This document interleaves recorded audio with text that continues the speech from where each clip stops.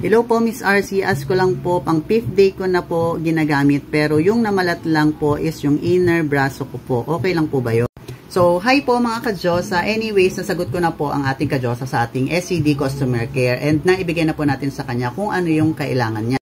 Pero syempre, since hindi nyo naman po nakita kung ano ba yung in-advise natin sa kanya, sasagutin ko ang question na to para at least aware din po kayo just in case na maranasan nyo po yung same case na nangyari po sa kanya. Naalala ko pa, ang sabi niya dun sa comment niya kanina sa akin ay, ang sabi ko daw kasi dun sa mga video ko, once na mag-start na daw mag-peel yung braso, ay itigil na yung pag-a-apply.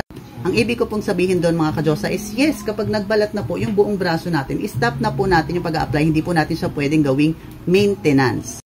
Meaning to say, once na nagbabalat na yung mga braso natin, ay pwede na siyang itigil at hindi po siya pwedeng tuloy-tuloy kasi magkaka-rashes at magkakasugat-sugat na po kayo. Pero mga ka-Diyosa, meron akong dalawang picture na ipapakita sa inyo. And this picture shows with two different types of peeling.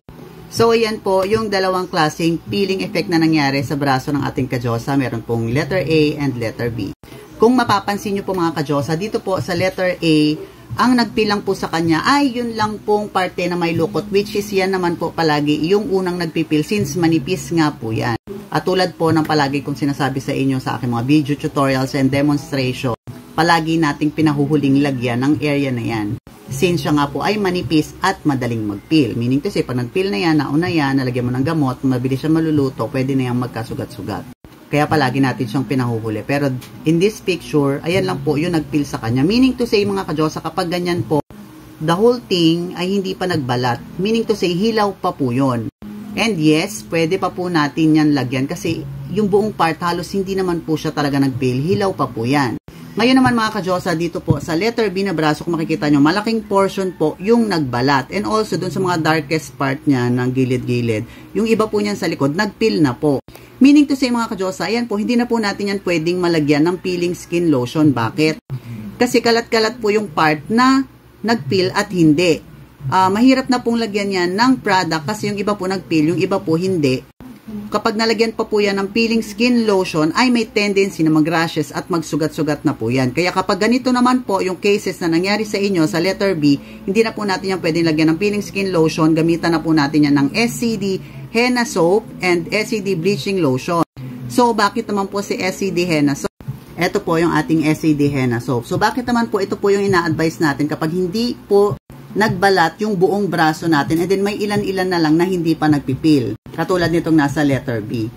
Kasi mga ka-Diyosa, sa mga hindi po nakakaalam, si SCD Henna Soap po ay meron pong micro-peeling effect. Ano po ang ibig sabihin nun? Meaning to say mga ka-Diyosa, magbabalat pa rin kayo dito ng maliliit. So, kung meron pang ilan-ilan na lang na hindi pa nagpil, ay makakatulong po si SCD Henna Soap para mapalambot po yung mga dry skin na yon at magpipil pa rin paunti-unti yung mga skin ninyo na hindi pa nagbabalat. Unlike dito kay letter A, ayan po kitang-kita po hilaw po, small portion lang yung nagpil, meaning to say the rest, hilaw pa po, kailangan niya pa ng product.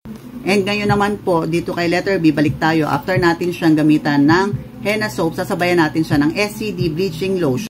Ito naman po si SCD Bleaching Lotion, bakit naman po? Kasi ito po ay meron na pong sunblock, since sensitive yung skin natin, meron na siyang SPF 15, meron na rin siyang moisturizing, meaning to say, kung habang nagpipil yung skin mo, for sure nag-dry yan, makakatulong na po si SCD Bleaching Lotion para unti-unting ma-moisturize yung skin mo at makarecover siya sa dryness. Plus, meron na rin po itong whitening content, meaning to say, siya na po yung magtutuloy ng pagkaputi ng skin natin since hindi na po tayo pwedeng mag-peel ulit sa loob ng 3 months to 6 months.